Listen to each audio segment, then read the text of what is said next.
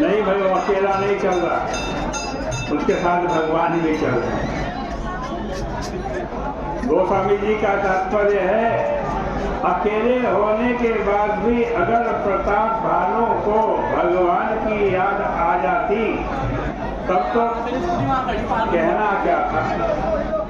अति अकेला माने जब बाहर के सब लोग साथ छोड़ ही दें और भीतर भगवान की भी याद ना आए, तब हम अकेले नहीं होते, तब हम अति अकेले होते। और इसके पश्चात गोस्वामी जी ने शब्द कितना सुंदर बोला, अपना ध्यान। अति अकेल वन विपुल कलेषु, अति अकेल वन विपुल कलेषु। इतना कष्ट हो रहा है राजा को, बहुत कष्ट हो रहा है।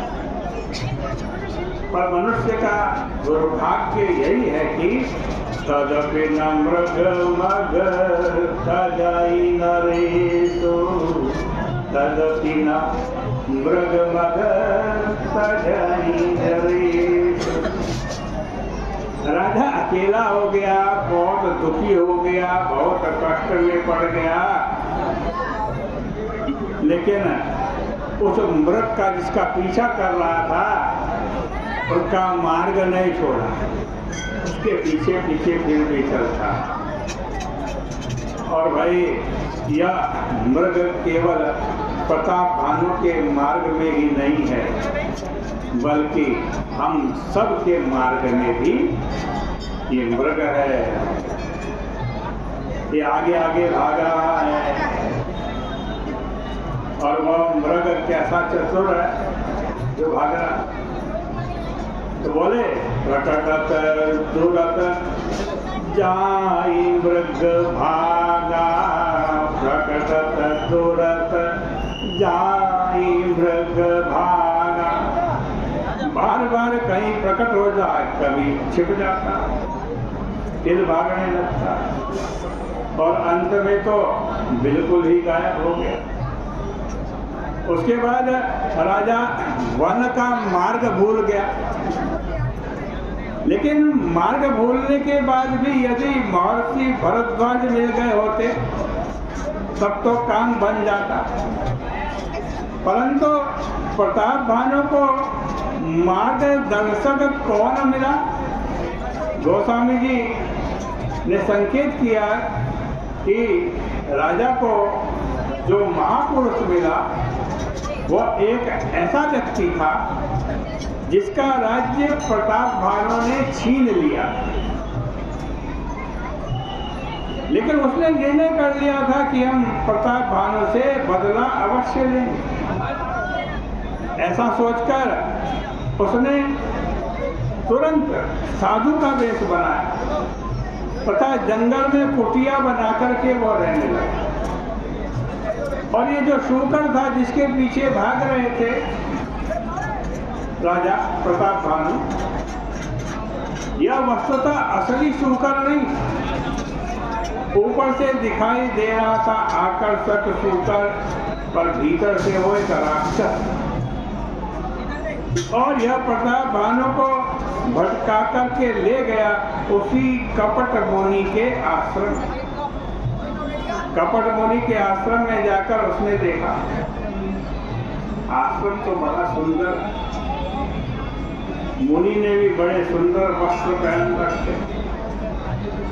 उसे लगा कि आज तो बहुत बड़े महात्मा का दर्शन मुझे हो। उसने देखो महात्मा का लक्षण क्या माना, उसने महात्मा का लक्षण जो माना, गोस्वामी जी ने बड़े सुंदर शब्द चुनकर के लिखा है। तुलसीदास जी ने कहा कि देखी सुवेश महामुनि जाना, उसकी वेशभूषा देखकर प्रताप भानु ने उसको महामुनि मान लिया, निर्णय कर लिया है बहुत बड़े महात्मा। अगर महात्मा का लक्षण यही माना जाए कि जो बात बढ़िया बनाने में तथा देश बनाने में जितना अधिक निपुण है वह उतना ऊंचा महात्मा है, तो वही स्थिति होगी जो प्रताप भानु की हुई है। आप भी ध्यान रखें, किसी की वेशभूषा देखकर या उसकी आदत केवल बातचीत सुन करके न देखें कि बहुत बड़ा महात्मा है।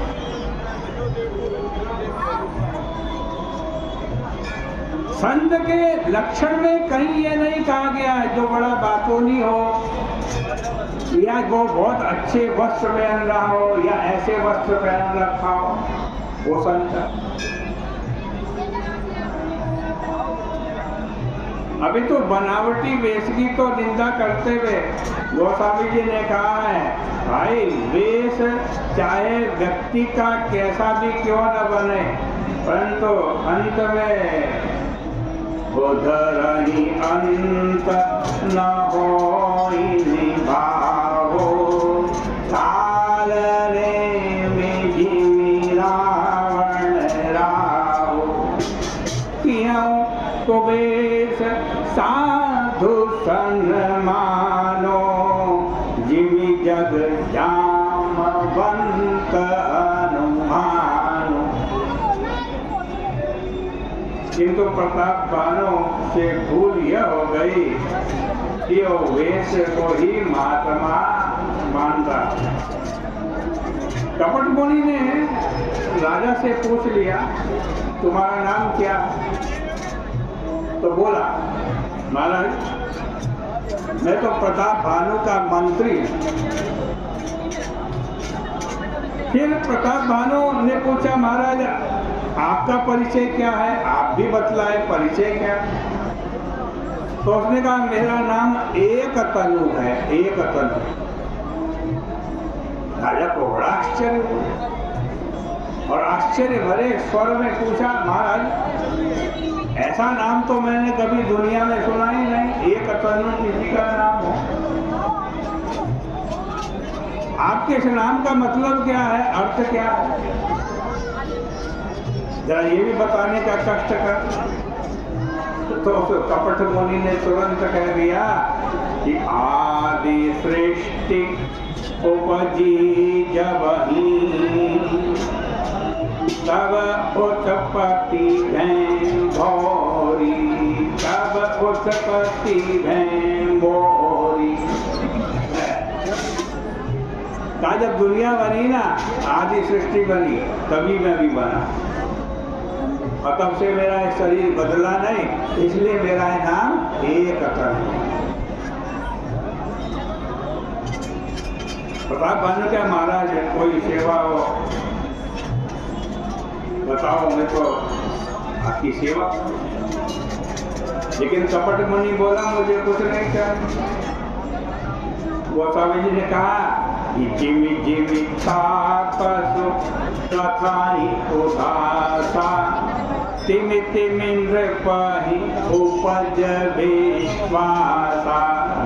जिमि जिमि तापसु तथाहि उदासा, तिमि तिमि नृपहि उपज विश्वासा। कपट मुनि जैसे जैसे अपनी उदासीनता दिखाता है, मुझे कुछ नहीं चाहिए।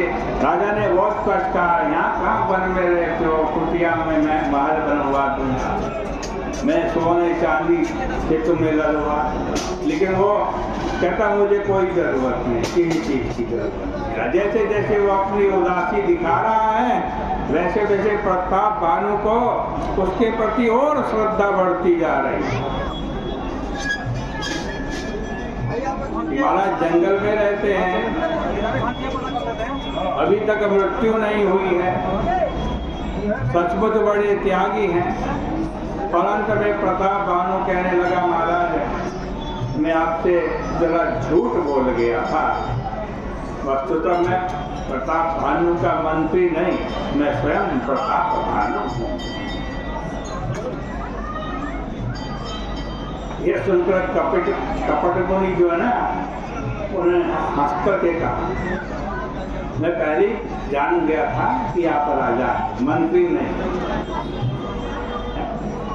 आप प्रताप भानु। तो प्रताप भानु ने कहा कि भाई मैं आपसे झूठ बोला, आप नाराज क्यों नहीं हुए? नाराज होना चाहिए। तो तुरंत उन्होंने कहा व्यंग वाली भाषा में, दीने हूँ कपट लाग भल मोही, दीन कपट लाग भल मोही। आपने कपट किया, मुझे बड़ा अच्छा लगा,